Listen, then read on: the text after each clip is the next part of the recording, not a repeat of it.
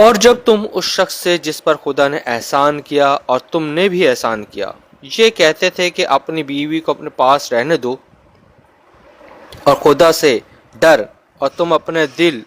میں وہ بات پوشیدہ کرتے تھے جس کو خدا ظاہر کرنے والا تھا، اور تم لوگوں سے ڈرتے تھے، حالانکہ خدا ہی اس کا زیادہ مستحق ہے کہ اس سے ڈرو۔ پھر جب زید نے اس سے کوئی حاجت متعلق نہ رکھی، یعنی اس کو طلاق دے دی، تو ہم نے تم سے اس کا نکاح کر دیا تاکہ مومنوں کے لیے ان کے منہ بولے بیٹوں کی بیویوں کے ساتھ نکاح کرنے کے بارے میں جب وہ ان سے اپنی حاجت متعلق نہ رکھیں، یعنی طلاق دے دیں، کچھ تنگی نہ رہے، اور خدا کا حکم واقع ہو کر رہنے والا تھا۔ پیغمبر پر اس کام میں کچھ تنگی نہیں جو خدا نے ان کے لیے مقرر کر دیا۔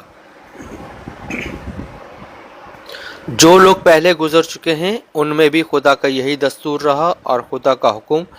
ٹھہر چکا ہے، اور جو خدا کے پیغام جو کہ تم پہنچاتے ہیں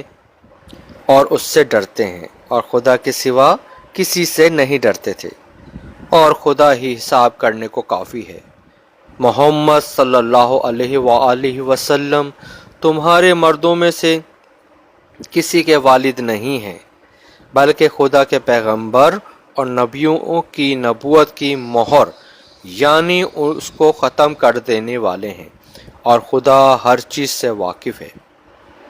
اے اہل ایمان، خدا کا بہت ذکر کیا کرو اور صبح اور شام اس کی پاکی بیان کرتے رہو۔ وہی تو ہے جو تم پر اندھیرا بھیجتا ہے اور اس کے فرشتے بھی، تاکہ تم کو اندھیروں سے نکال کر روشنی کی طرف لے جائیں، اور خدا مومنوں پر مہربان ہے۔